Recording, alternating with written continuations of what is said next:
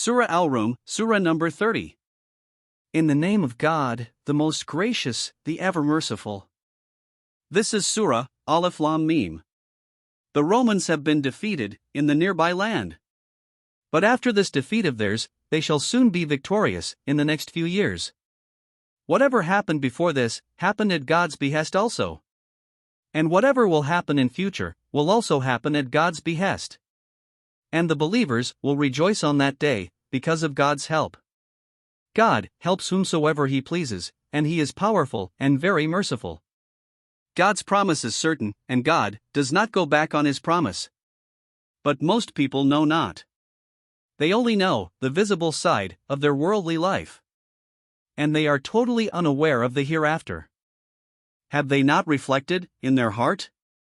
God has created the heavens and the earth, and all between them with truth, and until a prescribed time. But this also is a reality that there are many among people who do not even believe in meeting their Lord. Have they not roamed about in the land so that they could have seen the fate of the people who lived before them by their very eyes? They were far mightier than they. They cultivated lands widely to make them productive, and had populated the earth far more than what these people did. And their prophets had come to them with veritable signs. But they did not believe and were punished. Then it was not God who was unjust to them. In fact, they themselves were being unjust to their souls. Then evil ultimately was the fate of the evildoers, because they denied God's revelations and continued to make fun of them. It is God who initiates creation. It is not the slightest difficult for Him. Then it is He who will create it again in this manner. Then you will be returned to Him, and the day this hereafter arrives.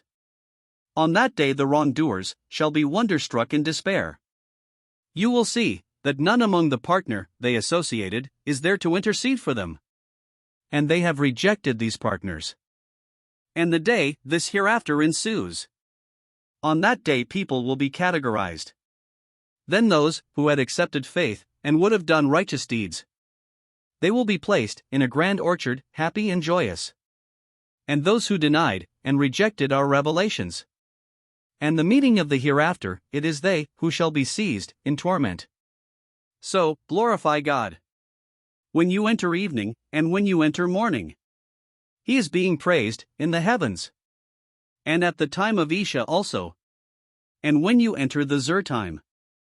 You wonder how this will happen. Do you not see that He takes out the living from the dead, and the dead from the living, and once again makes the land lush green after it dies? In a similar way, you too will be taken out. And from among His signs is this also, that He has created you from clay. Then before long, you grow into human beings, and spread out in the land.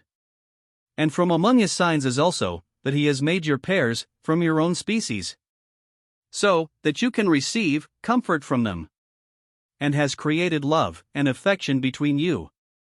There certainly are great signs in this for those who reflect. The creation of the heavens and the earth, and the diversity in your languages and colors, is also from among His signs. In it, there certainly are many signs for those endowed with knowledge. In a similar way, your sleeping by night and day, and finding His bounty, are also among His signs. Surely, there are many signs in this for people who listen from the ears of their hearts. And from among His signs is also that He shows you flashes of lightning, which produce fear also, and hope as well, and rains down water from the heavens. Then He revives the land from it after it dies. Surely, there are many signs in this for those who use their intellect. And from among His signs is also that the heavens and the earth exist because of His command. Then when only once He will summon you to come out from the earth, you will come out as soon as you hear it. Whatever are in the heavens and the earth belong to Him. All are obedient to Him only. It is He who brings the creation into being. Then it is He who will create it again, and this is easier for Him. The highest attribute in the heavens and the earth is His, and He alone is mighty and wise. It is a matter of wonder that in spite of this, you associate partners with Him. God has stated an example drawn from your own selves. Tell us. the sustenance we have blessed you with, do some of your slaves also have a share in it? So that you and they would have become equal in them. And the way you give regard to your own people, you give them the same regard as well? In this way, do we explain our revelations for those who use their intellect. But when will they use their intellect? In fact, such is the situation of these wrongdoers, that they are following their imagination without any proof. Then who can guide those who have been led astray by God? They have no helper now? So, now that these facts have become evident, following one God, continue to point your face, like your father Abraham, towards his religion. Follow the nature created by God, O prophet, on which he has created people. This nature, created by God, cannot be changed. This only is the straight path, but most people know not. Follow it, by turning towards God all of you. And keep fearing him, and be diligent in the prayer, and be not among the idolaters, who created divisions in their religion, and became divided into factions. Each faction is engrossed in what it has. Such are people, that when they are afflicted with some calamity, they start calling God, by turning themselves to him. Then when he makes them taste mercy from himself, one group from among them suddenly starts associating partners with their Lord, so that whatever we have given them, they show ingratitude to it. So, enjoy for a few days. Then soon you will come to know. Ask them. Have they ascribed partners to God, without any basis? Or have we also revealed an argument, that what they associate with God, it is bearing witness to it? Then not only this, when we make people taste mercy, instead of being grateful, they show conceit on it, and because of what their hands have sent forward. If they are afflicted with some difficulty, they immediately become disappointed. Do they not see that it is only God who gives abundant sustenance to whomsoever he wishes, and constricts it for whomsoever he wishes? There surely are many signs in this for the believers. So, if you have abundant sustenance, give the due to the next of kin, the needy, and the traveler. This is better for those who want to please God, and it is they who shall succeed in the hereafter. This interest-based loan, which you give that it may increase, by being included in the wealth of others, it does not increase with God. And the charity you give to please God, through it, it is they that give it who increase their wealth with God. People of the Quraysh, it is God who has created you, then gave you sustenance, then he gives you death, then he shall raise you to life again. Is there also anyone whom you associate with God that does any of these tasks? He is exalted, and beyond all the things they associate with him. Have you not seen that disorder has ensued in the land and the sea, because of what people have earned from their hands? This is inviting God that he make them taste the flavor of some of their misdeeds, so that they pay heed. For this reason, be on guard. God's messenger has come to you. Tell them, roam about in the land, and see that, after conclusive communication of the truth from the messengers, what fate previous people met. Most of them were polytheists like you. So, if they do not pay heed, do not care about them, O messenger, and point straight your face to the upright religion, before a day arrives from God, which cannot be averted. On that day, people will be separated from one another. He who denied, it is he who will bear the evil consequence of his denial. And those who did righteous deeds, they will only facilitate their own path. This will happen so that those who have accepted faith and have done righteous deeds, God rewards them out of his grace. In reality, God does not like the disbelievers.